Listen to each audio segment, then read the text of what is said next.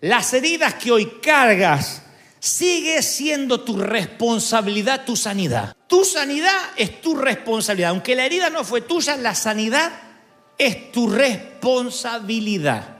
No te vas a sanar cuando te vengan a pedir perdón. No te vas a sanar cuando tus padres cambien, cuando tu ex cambie, cuando el que te fregó la vida cambie. La sanidad de tu futuro es tu responsabilidad. Dios te la entregó y te dice, tú te tienes que sanar. No podemos vivir echando la culpa toda la vida. Recordaba una película interpretada por Tom Cruise que se llama El último samurái, que si tienen ganas de volver a verla es un gran film que data del año 2013. Los samuráis eran nobles guerreros del antiguo Japón. Tenían algo de mercenarios porque no les importaba morir, pero eran leales a Japón, a su emperador, porque la historia y los códigos de los samuráis son muy interesantes. Entonces, a partir de acordarme de la película, yo fui a buscar a internet respecto a las noblezas o los códigos de honor de los samuráis y me sorprendieron porque anoté varias cosas que me parecieron por demás magníficas. Los samuráis dice que siempre encuentran el honor en la nobleza de la batalla. Si la batalla no es digna del samurái, entonces no hay honor en la victoria. Si ellos son mayoría por sobre el enemigo, por ejemplo, no es una victoria honorífica, honorable, porque ellos sienten de que ganaron porque eran más, porque obviamente los multiplicaban en fuerzas, en cantidad, entonces ellos no consideran que eso sea una batalla honorable. De la misma manera, ellos interpretan que no hay deshonra en la derrota, que una cosa es fracasar y otra cosa es ser derrotados. Si son derrotados, no hay deshonra. Fracasar es perder la nobleza. El samurái sabe que va a pelear con todo lo que eso implica, ganar o perder, y si pierde, muere con honor. No lo toma como un fracaso, sino una derrota. Muere con honor y muere en nobleza. Ellos creen que entran invictos a la eternidad, porque ellos van en la línea de batalla y saben que están dando la vida por su bandera. Pero lo que más me sorprendió de todos los códigos de honor que se resalta allí en la historia es que lo que hacía que los samuráis sean muy honrados, beatificados casi, recordados hasta la fecha, era un código por sobre todos los demás. Se los leeré tal como ellos lo habían escrito. Tanto en la vida como en la muerte, un samurái jamás adjudica ni culpa a nadie por lo que le sucede. Nunca abdica su responsabilidad, nunca renuncia a su propia responsabilidad. En otras palabras, de lo que le pase, gane o pierda, nunca le echa la culpa a nadie. Si pierde, muere con honorabilidad. Si gana, gana con honores también. Pero nunca le asigna la responsabilidad de lo que le pase a nadie más. Asume todo lo que va a hacer porque ellos saben que esa es la vida que han escogido. La leyenda del samurái es que nunca pueden ser derrotados porque pase lo que pase es lo que eligieron para su destino. De allí que a mí se me disparó, el Espíritu Santo me disparó este mensaje que me pareció extraordinario. Yo le puse El último samurái a razón de la película y a razón que alguna vez escribí por allí un post en internet que hablaba que yo me consideraba, junto con todos los que tienen más o menos mi edad, un poquito menos, un poquito más, me consideraba que somos la última generación elegante, pero no en cuestión de vestir, sino en la cuestión de decir gracias y por favor, en las cuestiones de que nuestros padres no nos daban opción. ¿Qué se dice? Gracias, siempre. Nosotros somos de esa generación que subíamos a un camión, a un bus, se dice en nuestro país un colectivo, y si subía una mujer, inmediatamente te tenías que levantar y darle el asiento. En el peor de los casos, por eso de ahí yo hice un post de que éramos la última generación elegante. Entonces, en esa línea de pensamiento yo pensé que a lo mejor nosotros somos la última generación, hablo como iglesia, la última generación de samuráis, la última generación de guerreros que a lo mejor pueden compartir estos códigos, o por lo menos el más importante, nunca adjudicamos la culpa a nadie. Y esa es la mejor mayordomía que nos fue asignada, porque muchos sin querer cedemos la propiedad de nuestras vidas a la esclavitud de otro. O sea que hay personas que a lo mejor se casan con alguien porque la mamá le dijo que era un buen partido. Cásate con ese muchacho que es trabajador y viste qué bueno que es, no mata una mosca, es noble. Claro, pero después no es tu vieja la que se va a acostar con el muchacho, eres tú que te lo tienes que aguantar.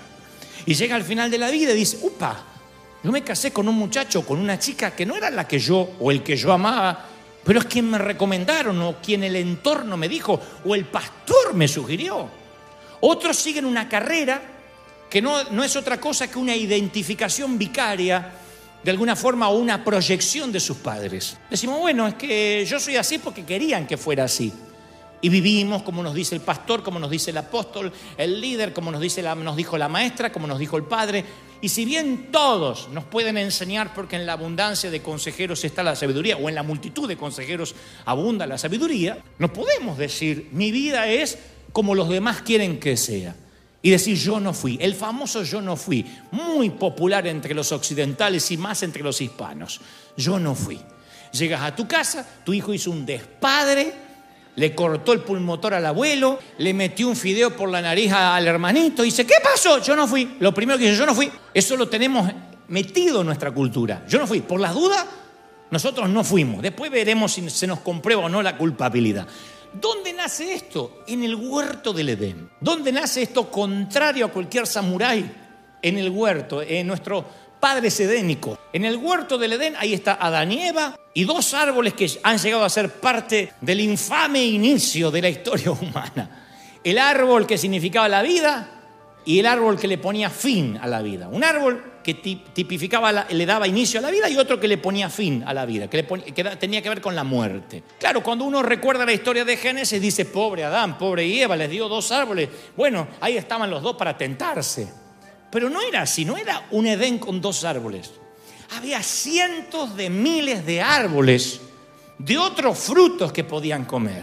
¿Qué hacen? La serpiente viene, le dice a Eva, Dios no quiere que sean como él, conocen la historia, Eva se tienta, toma el fruto, Eva le lleva el fruto al esposo, los dos comen, Dios lo sabe, empieza Dios a recorrer el jardín como hacía todos los días y le dice retóricamente, porque Dios sabía, nada más que quería que respondiera Adán, ¿dónde estás, Adán? ¿Dónde te metiste? Y Adán responde curiosamente, escuché que andabas por el jardín y tuve miedo porque estoy desnudo, por eso me escondí. Dios le dice, ¿y quién te ha dicho que estás desnudo? ¿Acaso has comido del árbol, del fruto del árbol que yo te prohibí comer? ¿Qué hace Adán en primera instancia? Manda de cabeza a la mujer, la tira debajo del camión. Nada, no es que dudó, miró. Lo primero que dice es una frase donde culpa a la mujer y por si queda en duda, a Dios también. La mujer que me diste, que yo no te pedí, estaba bien con la jirafa, yo no te pedí. La mujer que me diste por compañera me dio el fruto. Lo primero que dice, a mí más me aterra más que en una sola frase culpa a todo excepto a sí mismo. Pero lo que más me aterra es que culpa a Dios. Dios es culpa tuya. Yo estaba bien solo, tú la trajiste y encima me dormiste para hacerla. Yo me desperté y ahí estaba. Está bien, me gustó, pero no te la pedí. Dios es culpa tuya. O sea, no estaba dispuesto a aceptar la responsabilidad. Cuando le toca a ella, que Dios le dice, ¿qué hiciste? Ella mira al marido que es un espectador inocente. Imagino la cara de Adán. Ahí está, sacándose la semilla de la fruta que comió. Ella habrá mirado alrededor y habrá pensado, yo no tengo a quién culpar. Entonces se le ocurre, la serpiente vino y me dijo. La serpiente me engañó. Y yo creo que la serpiente dice, sí. ¿Y yo a quién? La serpiente quedó con toda la culpa, no tenía a quién culpar. Ahora, Dios había confiado todo en el hombre y la mujer. Cuando Dios les entrega el huerto, les da una responsabilidad, una mayordomía. Les dice, ustedes son los responsables de esto. Así que aquí en estas preguntas no hay lugar para el intercambio de culpa. No hay lugar para decir, no sé, yo fui víctima inocente. Acá tenían que hacerse responsables de sus actos. Y ni Adán ni Eva se apropiaron de sus decisiones. Los dos actuaron como meros víctimas de una fuerza amenazante más grande que ellos que no pudieron resistir. No sé, nos pasó. Ninguno de ellos reconoció. Nunca dijo Adán, Señor, tú me diste mayordomía sobre la creación y yo traicioné tu confianza. Si aquí hay un culpable soy yo, el primer hombre creado. No es culpa de ella. En lugar de ponerse el hombre como escudo delante de la mujer, la puso en primera línea ella, diciendo: si acá hay que echar a alguien es a esta. Así que ella, después de ver a su esposo acobardarse, tampoco se hace responsable del fruto y no la culpo. Si el que se supone es la cabeza, si el que se supone es el que primero que Dios creó es un pusilánime, cobarde, que no es responsable por su propia vida, porque Eva no lo obligó a comer. Otra cosa es que lo drogó y en medio de la marihuana le entregó el fruto.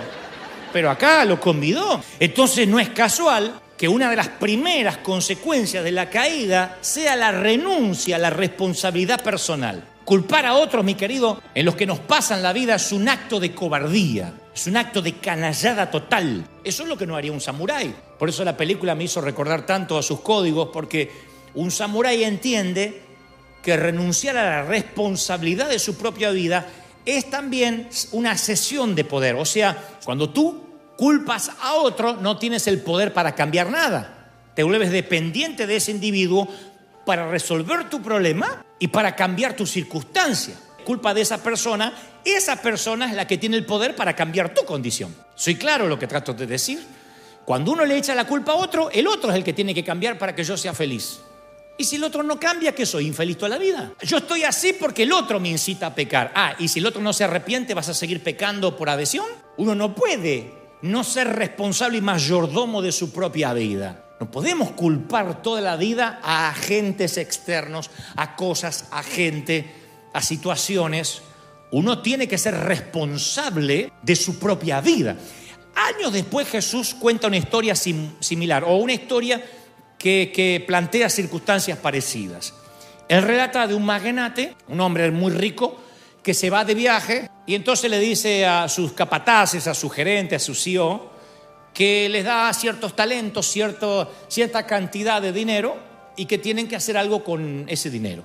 No se lo dice así directamente, pero entienden o sobreentienden que durante su ausencia ellos pueden hacer lo que se considere oportuno con la riqueza de su amo. Jesús cuenta esta parábola que tiene unas implicancias maravillosas.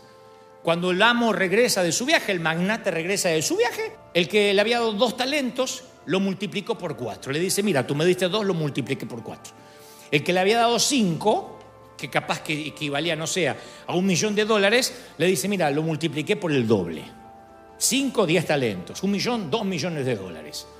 Y el que le había dado un talento, el tipo lo enterró. Lo enterró y lo preservó. No lo dilapidó, no lo desperdició, pero lo enterró. Cuando le dice el jefe, el magnate: ¿qué hiciste con el talento que te fue confiado? Él dice: mira, fíjese lo que responde, porque yo creo que aquí se observa el mismo patrón que encontramos con Adán y Eva. Señor, yo sabía que tú eras un hombre duro, que cosecha donde no sembraste y recoges donde no esparciste. O sea que su respuesta instintiva fue culpar al amo de su falta de valentía, de iniciativa y de ambición. O sea, yo soy así porque tú eres malo. Era el mismo jefe que compartían los otros 2. Los otros 2 multiplicaron lo que les dio. Este lo enterró y dijo: no, porque yo sé que después tú vienes y eres bravísimo. Así que tu modo de ser hace que yo sea como soy. O yo soy como soy a causa de tu modo de ser. Y por culpar a otro, este tipo se considera exterminado o es considerado ser siervo inútil. Así es como lo llama. Porque no se hace responsable de su propia vida. Dice: tuve miedo y escondí el oro en la tierra. Esa es la sensación de victimización. La sensación de temor cuando uno dice: no, yo soy así porque él es así. Yo no desarrollé un ministerio porque mi pastor me puso un techo arriba. Cuando lo culpas a otro por tu falta de abnegación, por tu falta de valentía, lo que haces es enterrar lo que Dios te dio y no ser mayordomo de lo que se te fue entregado. Incluso cuando no sea culpa tuya, las heridas que hoy cargas sigue siendo tu responsabilidad, tu sanidad. Tu sanidad es tu responsabilidad. Aunque la herida no fue tuya, la sanidad es tu responsabilidad. No te vas a sanar cuando te vengan a pedir perdón. No te vas a sanar cuando tus padres cambien, cuando tu ex cambie, cuando el que te fregó la vida cambie. La sanidad de tu futuro es tu responsabilidad. Dios te la entregó y te dice: tú te tienes que sanar. No podemos vivir echando la culpa toda la vida. En otras palabras, Aunque el pasado no es culpa tuya, el futuro es tu responsabilidad. ¿Hasta ahí lo tenemos claro, sí o no? ¿Cuánto más podemos vivir culpando que somos como somos a culpa de nuestro ex? No, es que él, tenías que ver, yo era jovencita o jovencito, y lo que me hizo la condenada, y lo que me... Ya está, déjalo ir al condenado y hazte responsable de tu sanidad. ¿Cuánto más podemos culpar a los padres que tuvimos? ¿Hasta cuándo vamos a justificar nuestro comportamiento por el entorno, por la pobreza en la cual salimos, por el pastor que tuvimos? Hay un momento que uno se tiene que hacer responsable de su propia vida. Decir, o sea, sí, yo también heredé heridas. Ninguno nació en el Palacio de Buckingham y nos crió el príncipe Carlos Lady Di. Todos heredamos heridas. Pero la responsabilidad fue mía de sanarme, de decir, yo me tengo que sanar. La vida me da limones, los convierto en limonada. No podemos decir, yo tengo esta cara porque mi mamá tenía esta cara y ella tampoco daba amor y yo tampoco doy amor. ¿Y quién va a cortar la cadena? Tu hija va a ser así, tu nieta va a ser así. Alguien tiene que cortar esa cadena de maldición. Si ellos fueron pobres y eran todos borrachos, bueno, alguien tiene que decir, no, yo basta. No puedo decir, eso viaja en mi sangre, eso es así, no lo puedo cambiar. Porque eso es darle el poder a otro respecto a mi propia vida. No puedo permitir que los demás mantengan su tenaza sobre mi vida renunciándome a que yo cambie, esperando que el otro cambie. Tienes que tener en cuenta que cada persona que te daña, que nos daña, nos va robando un poquito de nosotros, de nuestra esencia, de nuestra alegría. Las personas no dejan de reír ni de sonreír de la noche a la mañana. Las personas que se vuelven con los rasgos duros, que envejecen prematuramente, que se arrugan cuando no deberían arrugarse todavía, son personas que dejaron que el rencor y la amargura le fueran robando un pedacito de ellos. Entonces cada vez son gente más pequeña. Y una de las mayores batallas que vas a tener que librar es recuperar los territorios del alma. Pararte en tu alma y decir, no, esto me lo quitó mi padre, esto mi madrastra, esto fue mi cuñado, esto fue el pastor aquel. Yo tengo que recuperar los territorios del alma. Yo no era la persona que soy ahora. No puedo culpar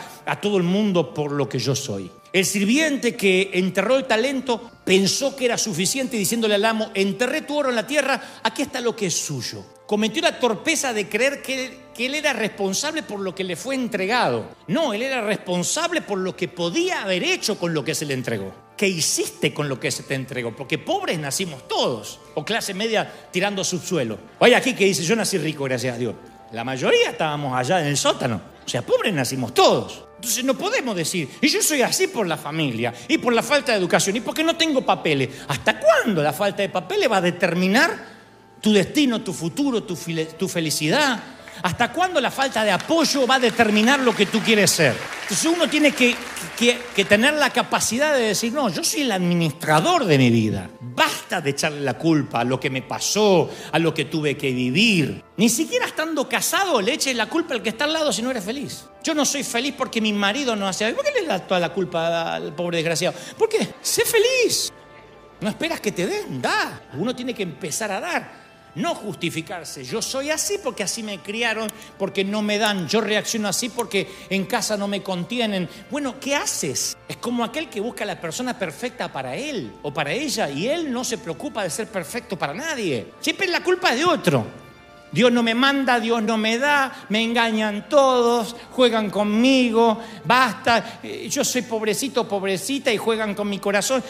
Hay un momento que te vas a hacer responsable. ¿Qué vas a decir? ¿Yo tengo permito o no permito? ¿Yo doy permiso o no doy permiso? Yo voy a vivir y asumir los riesgos de las decisiones que tomo. Esa es la capacidad de autocrítica. Hay gente que ante un fracaso evalúan lo que pasó e inmediatamente atribuyen lo que le sucedió a fuerzas extrañas de afuera, como Adán y Eva. No sé, yo no fui. La gerencia, el clima, el lugar, el pastor, la gente. Y hay otros que están en el otro extremo, en la otra punta del espectro, que son aquellos que inmediatamente dicen, sí, no sé qué hice mal, pero tenía que haberme dado cuenta cuando emprendí esta pareja, tenía que haberme dado cuenta cuando emprendí esta compañía. Sí, pero fíjate que este te traicionó, sí.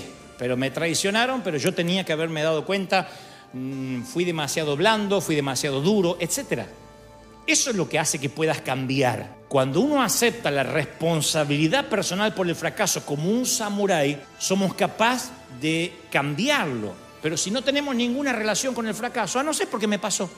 El diablo me tentó, no sé qué me pasó, perdí el control. ¿Por qué partiste una olla en la cabeza a tu esposo? El diablo. No, el carácter de jueves que tiene, para no decir de miércoles, que no puede cambiar. ¿Qué diablo? Entonces creo que uno tiene que entender que la responsabilidad de la vida de uno es propia en todos los órdenes. Si no, no hay manera de enseñar. Uno se hace enseñable cuando tiene poder de autocrítica. Si no, no se puede enseñar. Hasta las grandes compañías invierten millones en reingeniería, en repensar la estructura de la compañía. Millones invierten. A ver cómo reinventamos la manera de hacer películas, la manera de hacer soda. Hasta la Coca-Cola se reinventa para ver cómo puede seguir llegando con su producto a las nuevas generaciones. Nosotros a veces nos volvemos intransigentes y decimos no, culpa a los demás. Y creamos un escenario negativo para poder eyectarnos sin culpa de cualquier lugar. Me fui de mi familia porque la familia era tremenda y porque no estaba a mi altura. Me fui de aquella iglesia porque en aquella iglesia no hay amor. ¿Escucharon eso alguna vez? Y si eres Heidi, la que reparte amor, ¿por qué no te quedaste a repartir? Uno se tiene que hacer responsable del futuro, no echar la culpa a cómo nos criaron, a la iglesia donde estamos, a lo que nos obligaron a hacer, porque la vida es una sola y para asumir los riesgos uno tiene que saber que en la ecuación va a estar el fracaso. Por eso los samuráis decían, fracasar no es el problema si uno tiene en la batalla una muerte honorable. Entonces, si vas a emprender cosas para Dios, el fracaso va a ocurrir. Vamos a fracasar muchas veces como padres, vamos a fracasar como esposos, vamos a fracasar como miembros, voy a fracasar como pastor. En muchas cosas yo me voy a equivocar y ustedes también. Eso es parte de la vida. Lo que yo intento decir con este mensaje, o Dios nos intenta decir, es de ese fracaso, no lo culpes al otro, al entorno, al pastor, a tus padres, a tus hijos, a tu ex. Déjalos ir y diles, a ver, ¿en qué me equivoqué? Voy a reflexionar para no tropezar con la misma piedra la próxima vez, aun cuando las heridas hayan sido heredadas. Porque no hay peor cosa que estar ante un montón de gente que no reconoce su responsabilidad y te dice, no, yo no fui. Yo pienso que lo mejor que nos puede pasar en la vida es en algún momento encontrarnos con ese adulto responsable y dejar atrás el niño. Pablo dijo, cuando yo era niño pensaba como niño, actuaba como niño, juzgaba como niño, más cuando fui hombre dejé las cosas de niño. No dicen, se me fueron, las tuve que dejar. Es de automático a manual, es una decisión, es una vida intencional. Es decir, yo soy un adulto responsable por las cosas buenas, por las decisiones, por las cosas que hice, y me voy a hacer cargo de las consecuencias. Dejar de culpar a Satanás por las cosas malas que nos pasan. En muchas cosas Satanás mete su mano, la mayoría no. Tienen que ver con decisiones nuestras, con consecuencias, con riesgos. Y la vida se compone de riesgos, se compone de cosas pesadas para llevar según el viaje que quieres emprender. Y eso es parte de entender. Entender eso te pone saludable en la mente. Decir, bueno, esto es lo que yo esperaba. Pero no puedes pretender tener un granero y que no se ensucie. Criar animales y que no defequen. Tener hijos y que no lloren, que no se enfermen, no correr nunca a un hospital. Es increíble pensar que esa es la vida que Dios te va a prometer. La felicidad absoluta, nadar entre las mariposas, o volar entre las mariposas, nadar en un océano de paz. No, la vida es compleja, pero esa complejidad solo se puede enfrentar cuando asumimos la responsabilidad. Cuando decimos esto hice mal, esto hice bien, en esto tengo que cambiar. Yo fui una persona que culpé por mucho tiempo a mi papá, a mi mamá, a mis hermanos, a los pastores que tuve, a la gente que me atacó. Y un día me cansé de vivir así, porque ninguno de esos cambiaban. Y algunos para cómo se morían antes que cambien. Entonces yo dije, tengo que hacerme cargo de mi vida. Y me hice cargo de mi vida.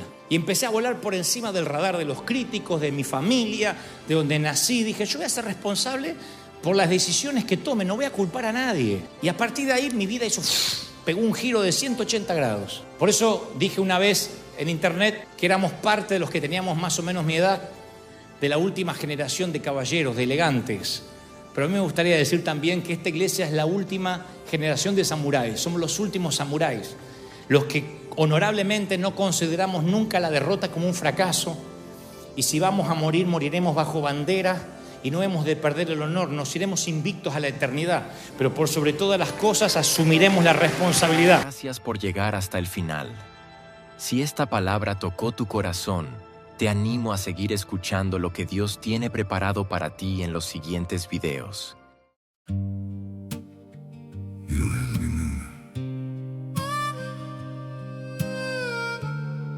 You don't have to stay close.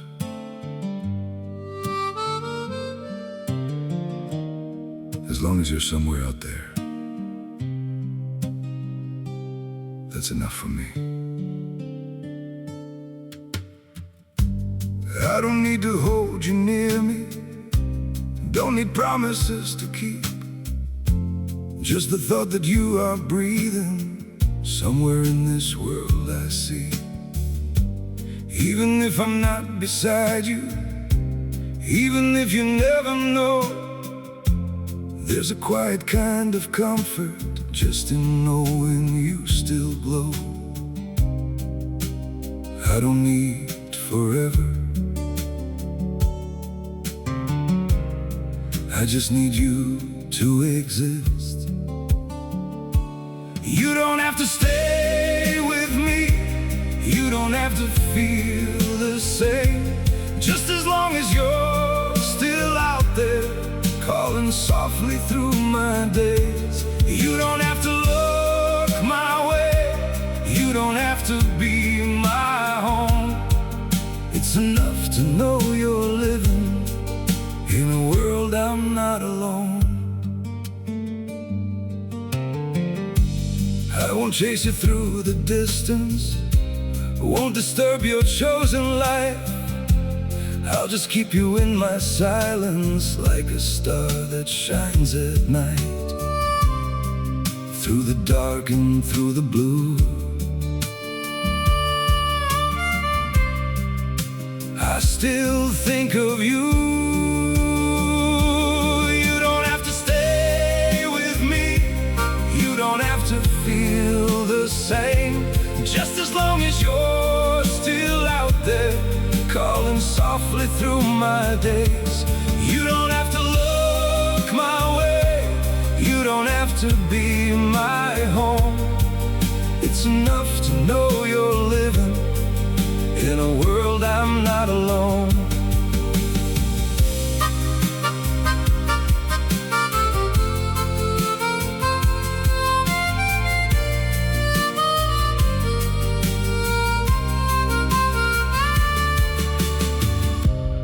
I don't need to be your light, I don't need to cross your mind. All I need is just the truth that you're somewhere still alive. You don't have to stay with me, you don't have to feel the same. Just as long as you're still out there, calling softly through my days. You don't have to look my way, you don't have to be my home. It's enough to know you're